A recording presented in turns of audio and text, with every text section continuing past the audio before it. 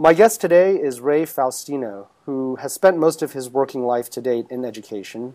He is the founder and CEO of One Degree, an educational nonprofit that connects low-income families to information about local resources that help them overcome poverty, like food banks, employment services, and after-school programs, as well as helping them navigate the complex processes for obtaining those social services.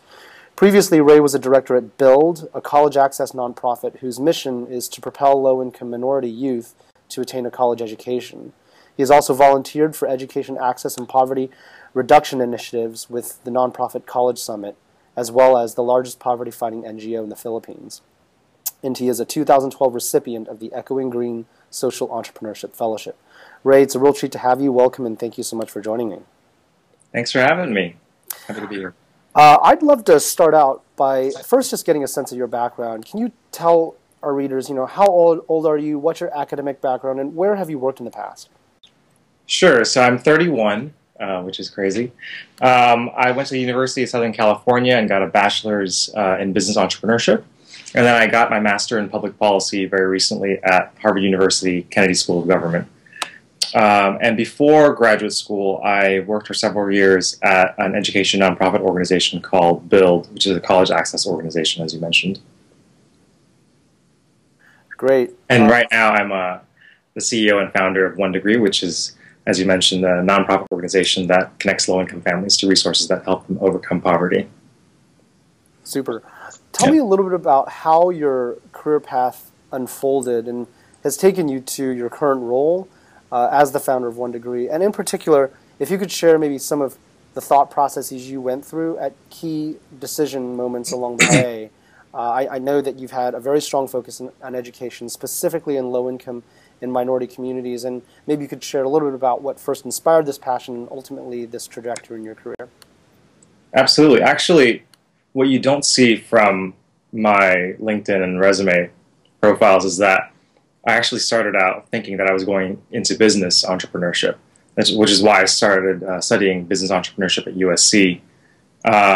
And I thought actually I was going to run a business, like start a restaurant or go into some sort of business, mostly influenced because of my parents and my father in particular.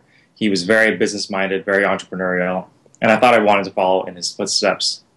Eventually, when I was at USC, I was exposed to working with youth. I joined a nonprofit organization there called Troy Camp, which is a summer camp for kids, and also a year-long mentoring program for kids.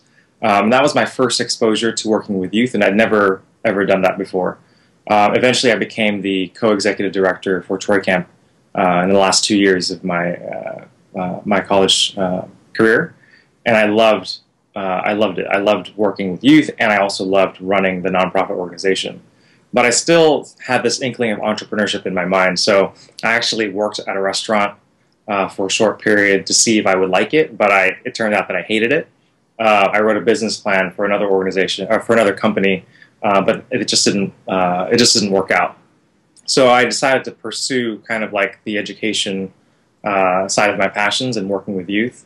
I taught English abroad for a year, and then when I came back here to the States, I really wanted to see if there was an intersection of entrepreneurship and also working with youth. And surprisingly, there was out there in the universe. So I found an organization called Build through a friend of mine, and Build uses entrepreneurship as a vehicle to empower youth to go to college. Which I thought was the perfect blend of what I wanted to do at the time. Both of my passions were entrepreneurship and also working with youth. And I jumped on it, and I haven't looked back since. I was at Build for 5 years, and I loved that experience. Awesome. You started your career as a teacher, as you mentioned, which I think a lot of young college graduates do, whether through Teach for America or, KIPP schools or other programs as they get their first real-world footing and experience in the world. But you did it as an overseas English teacher in Japan. Why did you choose to start your career in the classroom, and why did you decide to go abroad to Japan? It wasn't a very intentional decision. It was more of a personal choice. an immigrant to this country, and I had just gotten my residency during my senior year in college. And that was after 13 years of being here in the States, so it took an incredibly long time. And I was just really kind of fed up. I was just tired of being in the same place, and I kind of wanted to explore the world a little bit more. A lot of my friends went and studied abroad. A lot of my friends, took trips to other countries, and I never got the opportunity to do that. So I viewed this as more of like a personal year for me to kind of dabble in education, but also really to explore and grow and kind of get out of the U.S. for a little bit. So I did that. I went to Japan. I traveled all over the country. I got a chance to visit Australia, the Philippines, China, Thailand, all across Southeast Asia, and it was amazing for me personally to grow, but also to kind of get that first taste of what it meant to be working in education. And then when I moved back to the States, I also was a substitute teacher for a while, which is also not something that I write on my resume just because it was a kind of a short stint, which is really, that was like fully diving into the education system. And it was a very interesting experience. And that was in between my time as a teacher and working with Build, the nonprofit organization, which also is very kind of an education and teacher type of position as well. It blended a lot of those. Sure. Did the experiences either in Japan or later back in the U.S. when you came back as a substitute teacher, how did those inform your next step to join Build? Did it change your, I guess your career path in any way, or make you think in a different way that ultimately took you to Build, or was it something that it was kind of post college, explore the world, come back, and then sort of hop back on the train? How did you think about that step? Yeah, that was my very first professional experience, full-time professional experience. And what I realized from that experience was that because in Japan, when I was a teacher, they didn't really value teachers very much. It was kind of we were seen as kind of cogs in the system. And what I really wanted from that experience was to get out of there and join something that was a part of a bigger mission, and I felt really tied to the mission, and I felt like I was a valuable piece of achieving that mission.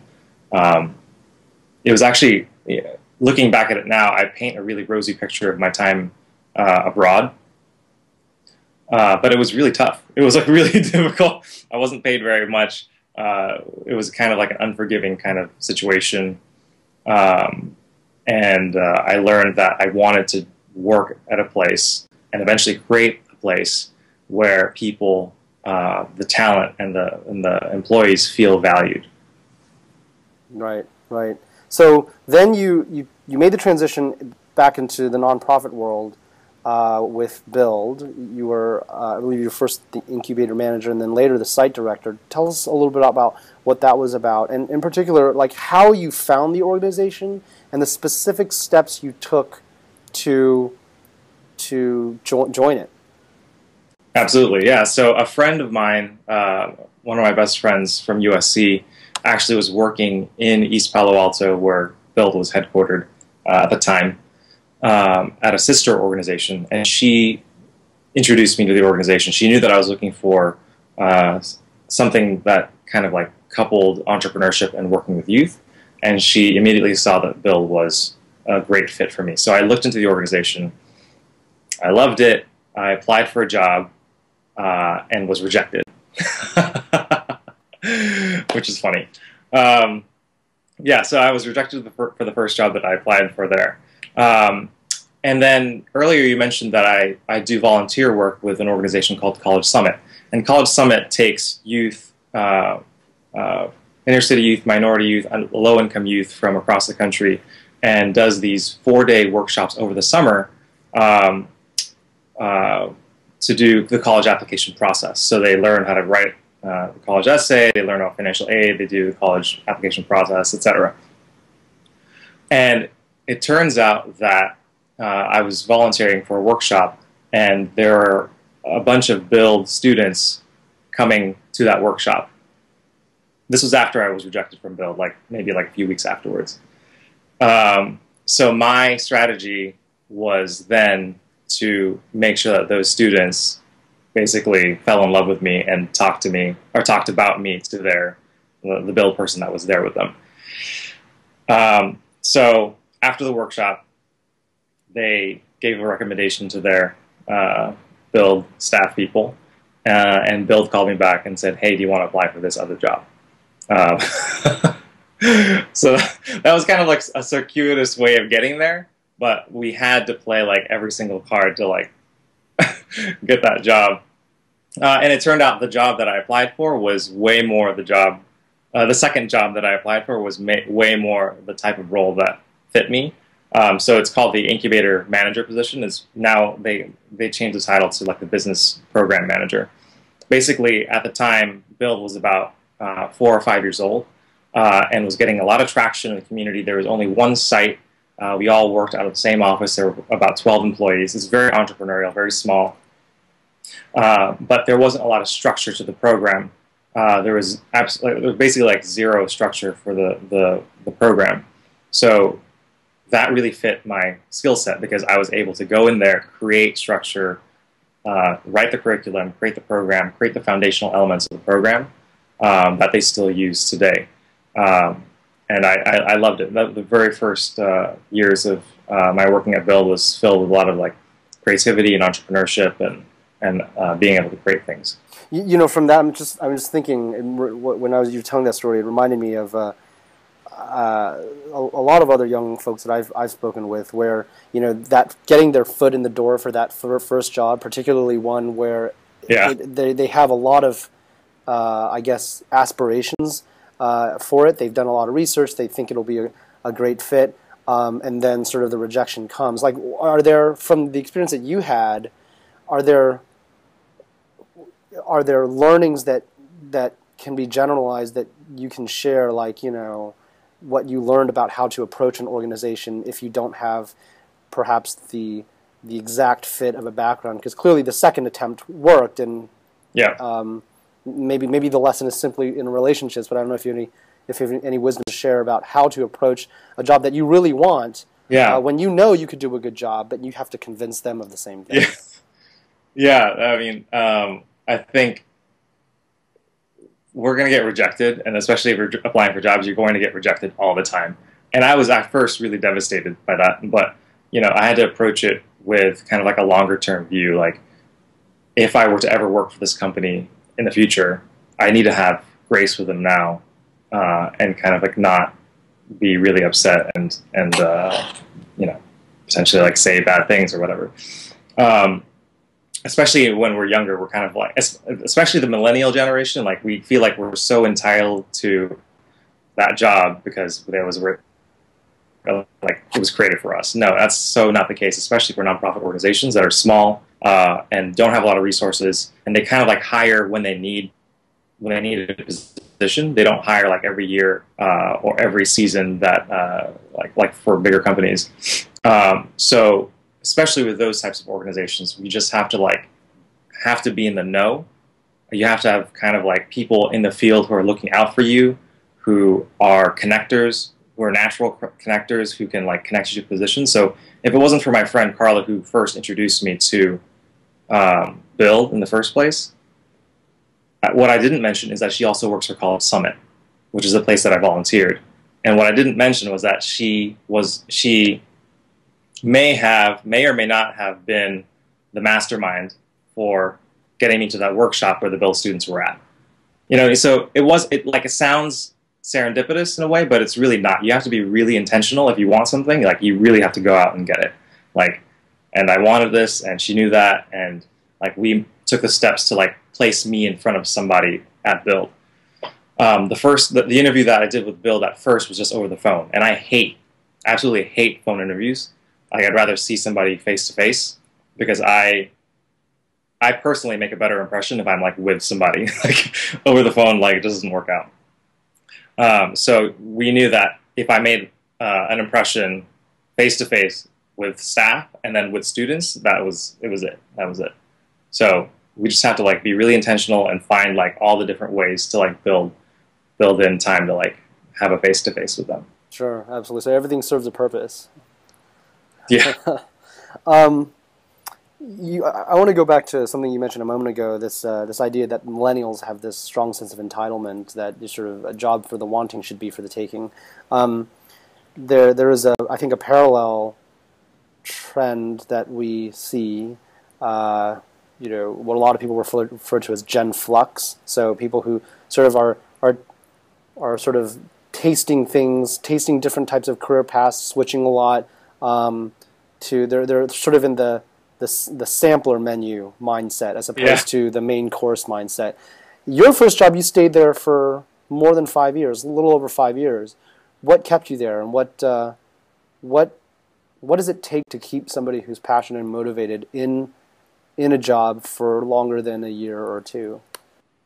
Yeah, and that is, especially at Build, I felt like I was a pretty unique person at the time, and in nonprofit organizations in general. You rarely hear about young people staying in nonprofit organizations for a long time, like much less 5 years. And there was a time when I felt like I needed to move on earlier on in my career at Build. I mentioned that the kind of work that I was doing at Build in the beginning was very entrepreneurial.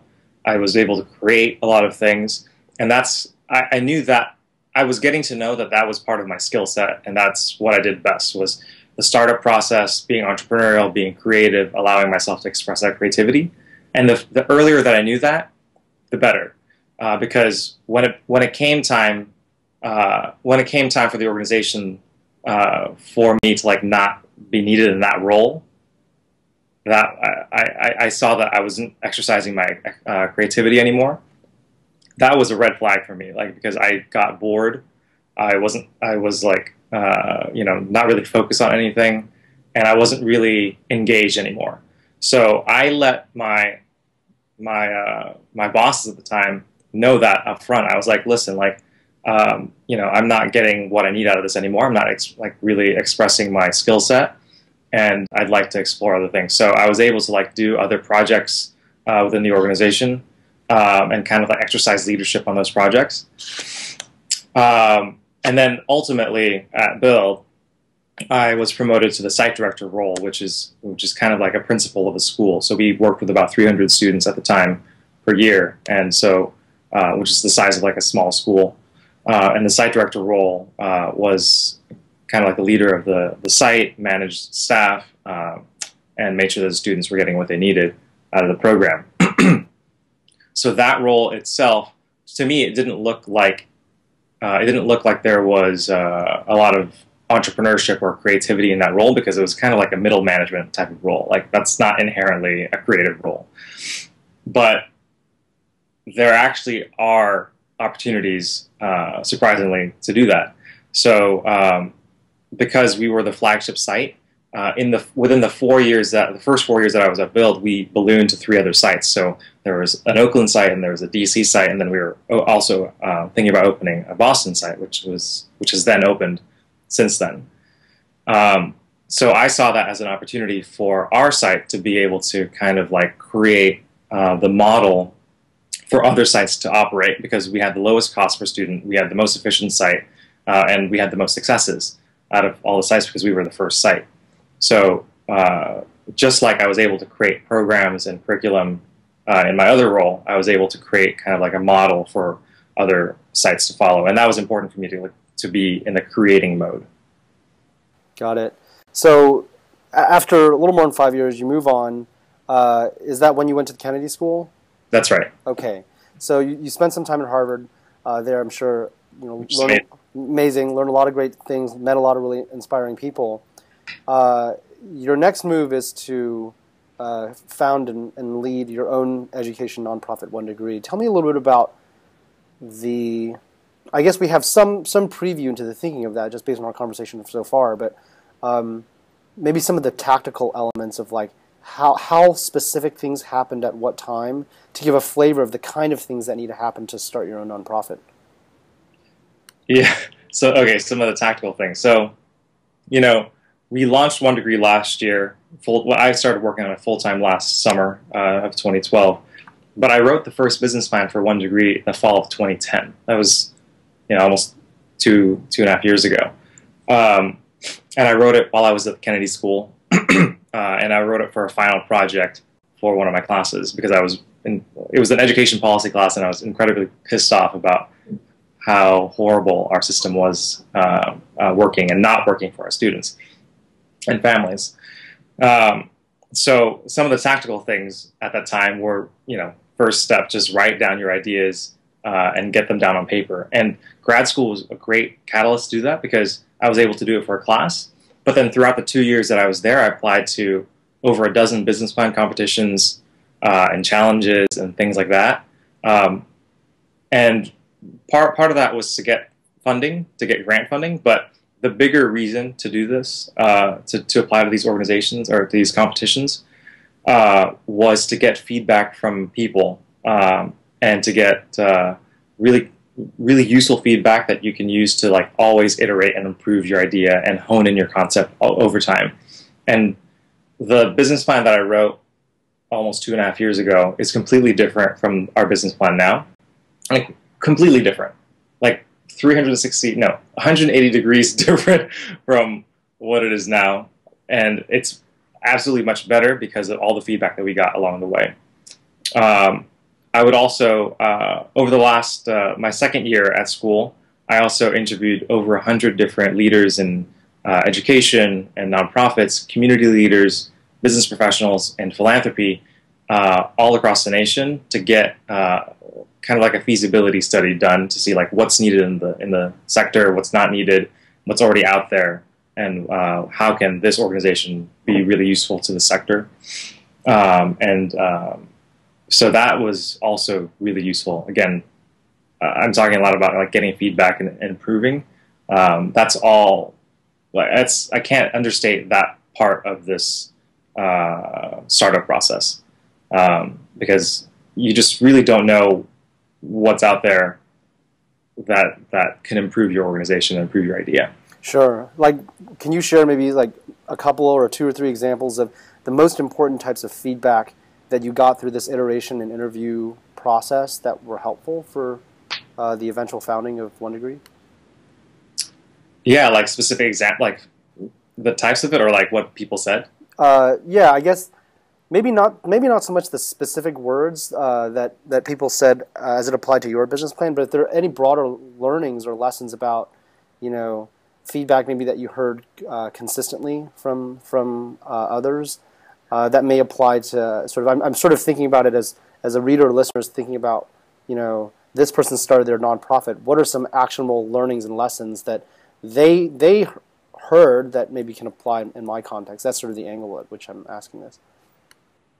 Yeah, I mean, I got a lot of feedback about focusing, which is it's a key theme in entrepreneurship, especially in the startup phase.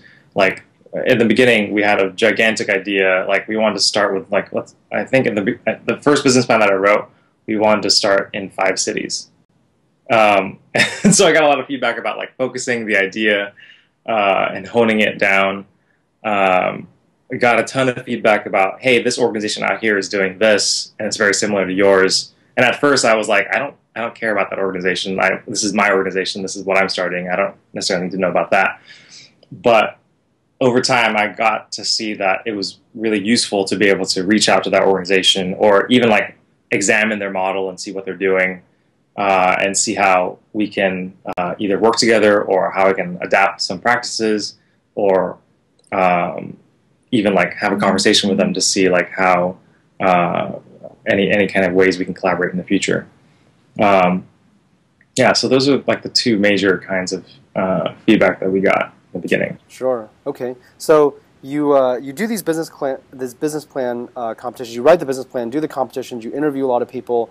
What does it take to then like actually turn it to launch? Like, how do you assemble a team? How do you get the initial like fundraising or grants that you need? And what was that process like? Yeah. So it's kind of like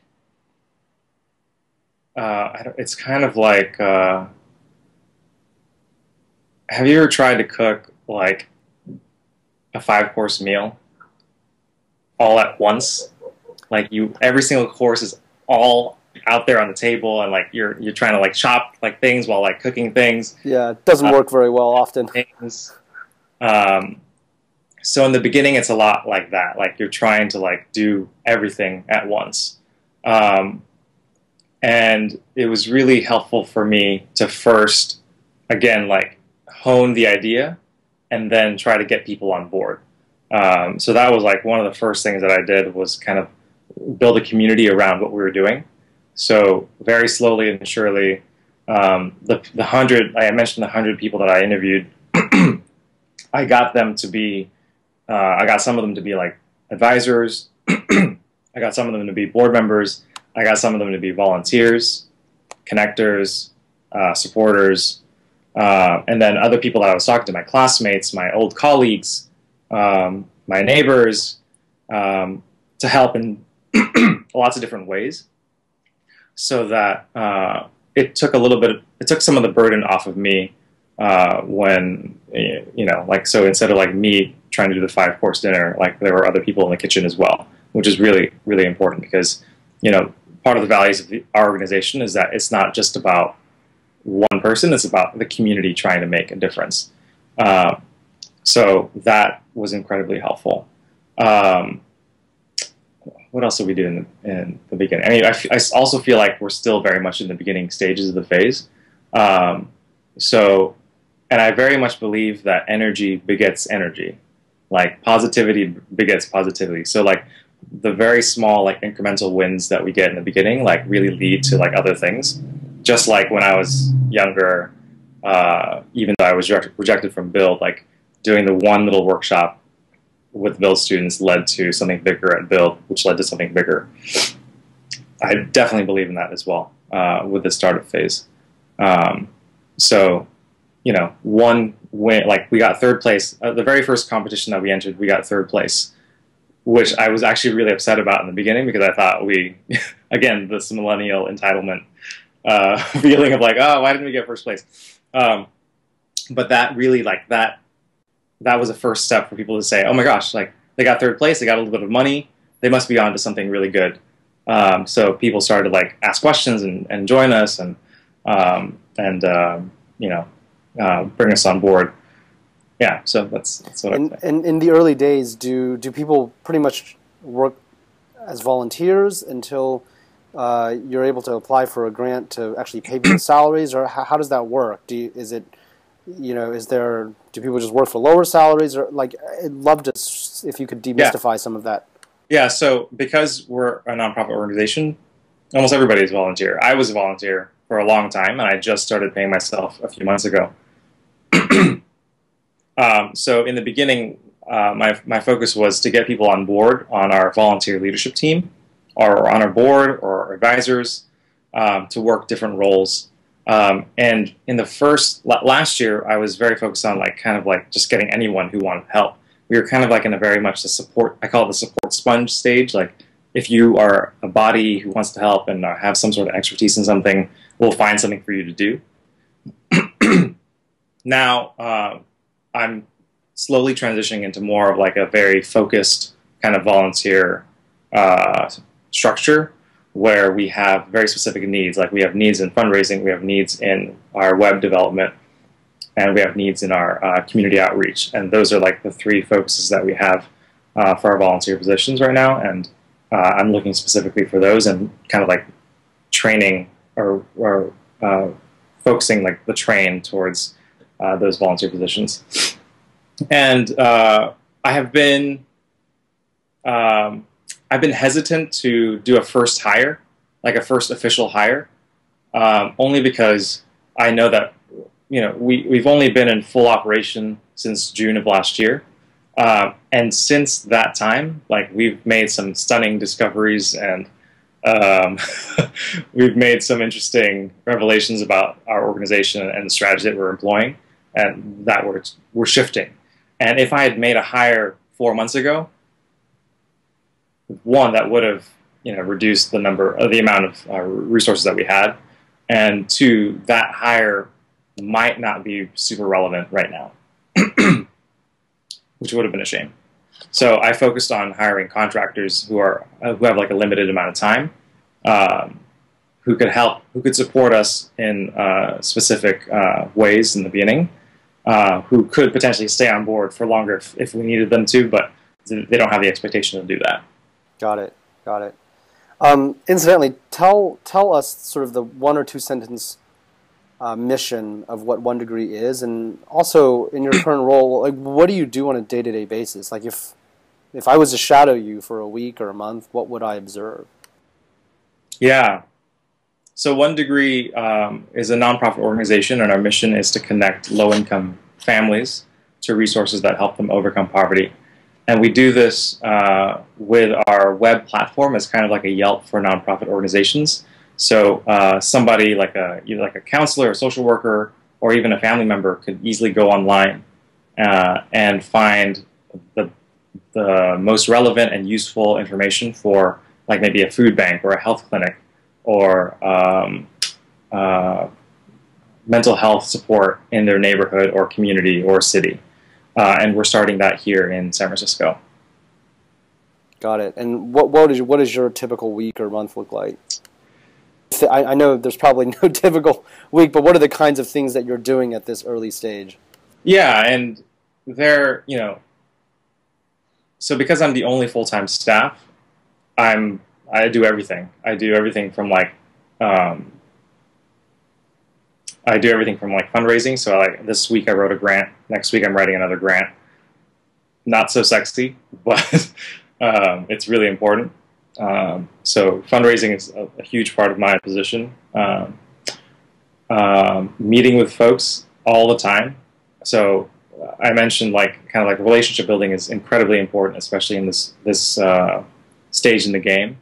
Like we just have to build relationships in order to get out there, get the word out there, but also kind of like to find out who else can come in and support us. So just like you asked to give referrals, like at every one of my meetings, whoever it is, no matter who I talk to, at the end of the meeting, I ask them if they can make a connection to at least 1 or 2 folks who might be interested in our work. And that gets people thinking like, I wonder who can help the organization. And even if that person doesn't end up helping, they might connect me to somebody else who could help. So that's meetings with people are like some of them.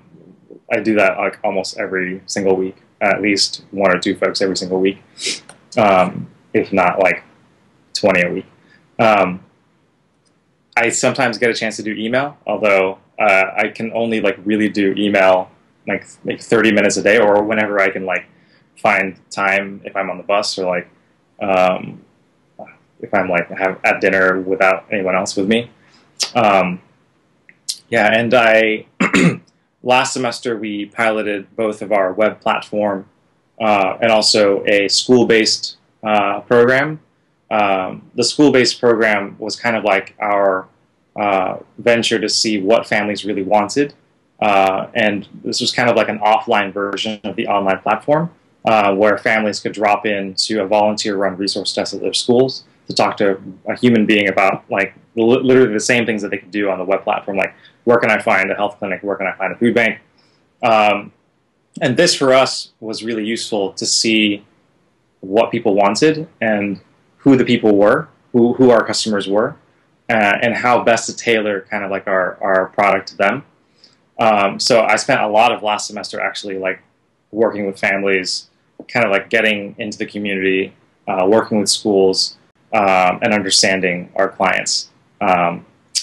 We're transitioning out of that now and we're figuring out a way to do school-based distribution model a little bit differently, just so it doesn't take as much time this semester, so I can focus on fundraising.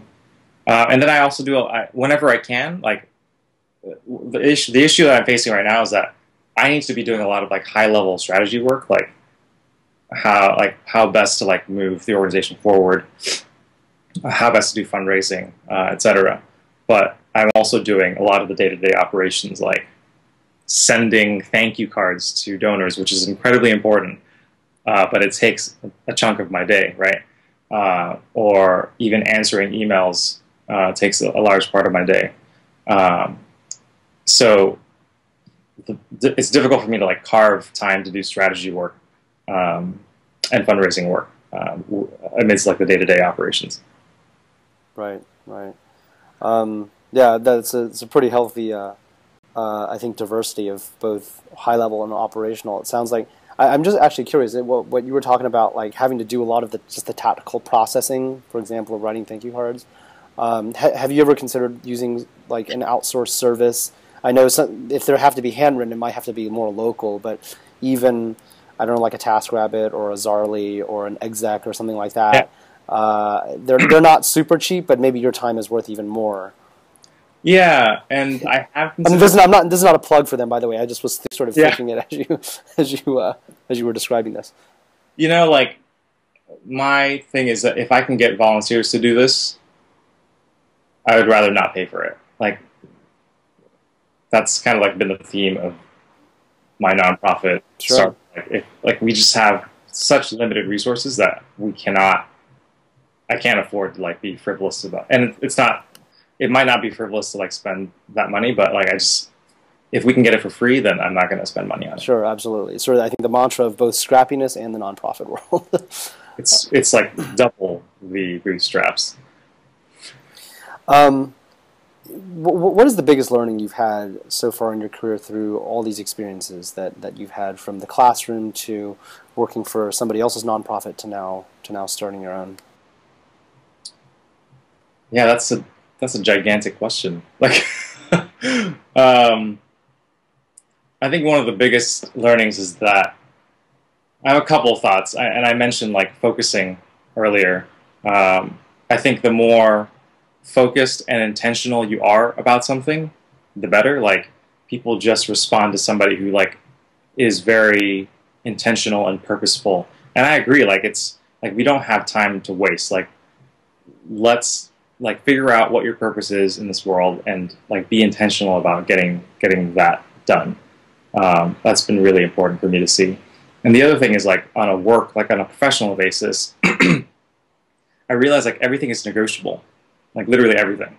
Like people say, oh, they're non-negotiables at work, or you know they're very strict boundaries, but you know that's false. Like everything is negotiable, and you can kind of like work with people, understand their perspectives, and kind of like not necessarily get your way, but like kind of like over time, like work towards those adaptive challenges if you need to do that. Can you give an example of maybe like the type of thing that's negotiable that maybe other people don't commonly think of, or that was surprising to you? Yeah, I think a lot of times I'm thinking back to like my time at Build, where you know I was still I was in my early 20s,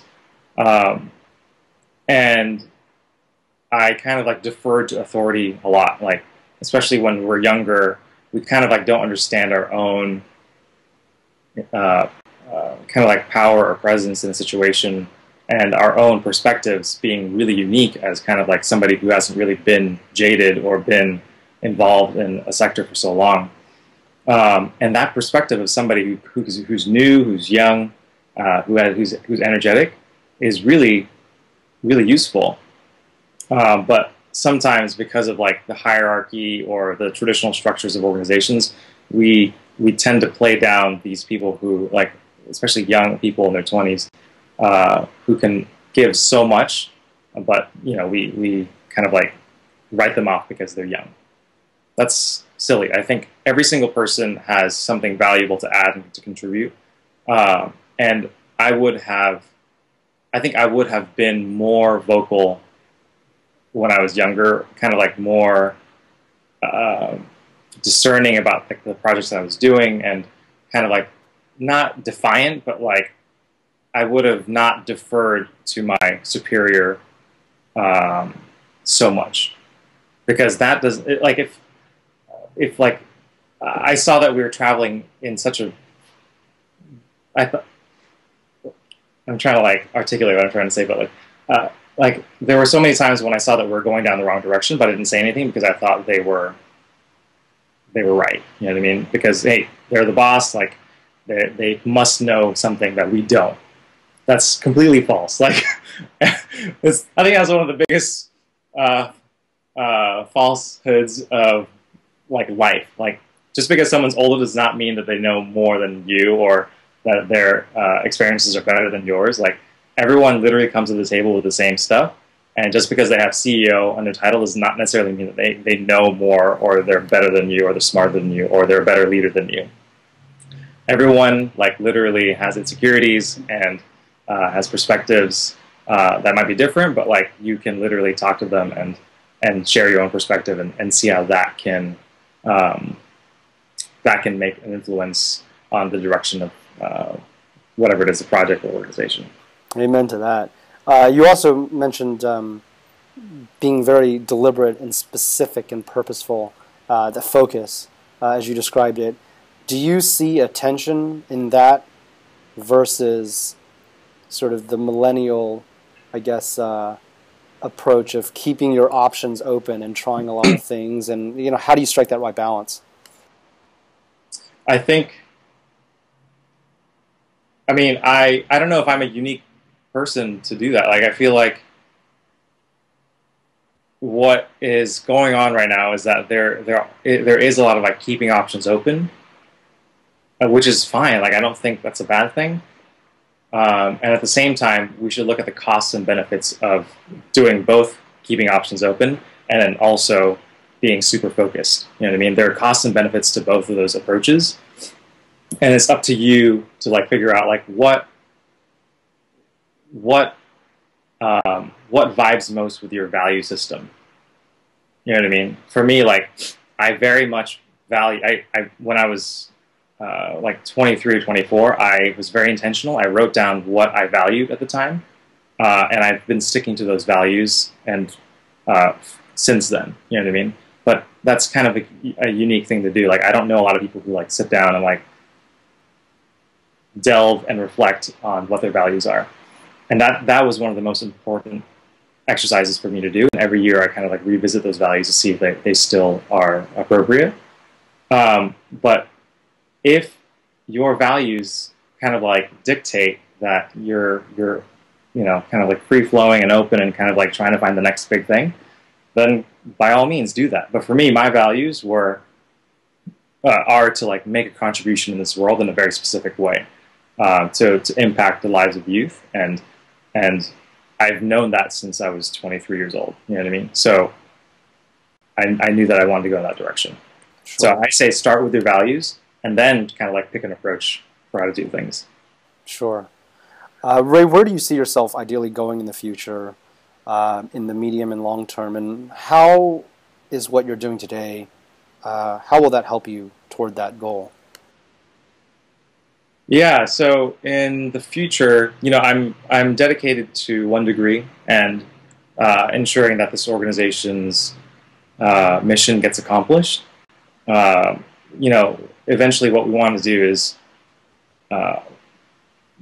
get rid of poverty, like eradicate poverty and ensure that every family, every person gets what they need, gets the critical life-saving resources they need to succeed and thrive in this country. So I don't exactly know what that brings for our future, but we have a 5-year plan that shows that we'll be expanding nationally over the next few years, and hopefully that works out, and hopefully, you know, things progress that way. But you just never know. Like even over the last 6 months, we've learned so much. And we've had to change our strategy. So everything right now is very much in the nascent stages, and you know, we hope to be able to progress as planned, but that just isn't always the case. But I'm very dedicated to this, and I've dedicated the next 5 to 10 years to work with One Degree, which is crazy because again, like not a lot of people are able to like give so much time to one thing, right? But I'm very excited about One Degree and think we're going to be doing a lot of interesting things and important work for the nation.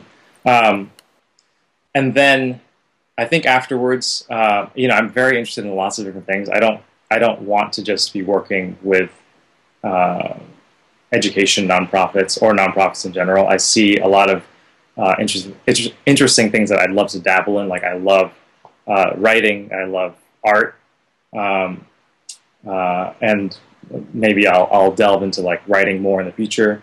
I've also contemplated potentially running for office in the future as well. Like I'm still 31, so like maybe well into the future, running for office. But I think the theme for that, as I mentioned, like starting from my values, is how can I make a contribution to the world, and how can I do that on a scale that kind of like gets broader and broader. When I started out as a teacher and at Build, I was working with a very small subset of the population, like a class of 20 people, an organization of 300 people, um, and then now with One Degree, we hope to be serving thousands of people in our region and hopefully across the country. And then I think the natural next question for that is how do I make an even deeper impact in my community on a larger scale? So those are kinds of questions, the things that I think about and how I think about those. I don't exactly know at this point. Absolutely. Last question for you. What practical advice would you offer to people who, may be interested in transitioning into a role that you've had before, particularly maybe those who are more entrepreneurial minded, for them to think about as they navigate their own career paths? Yeah, so I would say one very tactical piece of feedback is just write down your ideas all the time. Like I'm a very visual person. Like when I see ideas, they're very exciting and I love them. And I'm sure you can see my little blackboard where I write down lots of things. But I also have like an Evernote folder where if I'm thinking in the middle of the night and I have come across an interesting idea, I can just write it down really quickly. And then I go through like my ideas every once in a while just to see like what's good and what's bad and kind of like if there's anything worth pursuing, even like years down the line. So this idea for One Degree, it might be a new thing now, but there was some seed of this idea years and years ago. And when you write things down, when you like keep a log of these things, it helps to like generate those ideas and also keep like an active and creative mind. Sure, absolutely. Well, listen, Ray, thank you so much for taking the time to share your thoughts with us. This was very eye-opening for me, and I hope it will be the same for our region listeners who have an interest in sort of social sector impact and also have an entrepreneurial mindset. I think it'll be good learnings to share with them. Thank you so much for taking the time, and all best of luck to you. Yeah, thank you so much for having me. Take care. Bye-bye. Good luck, everybody.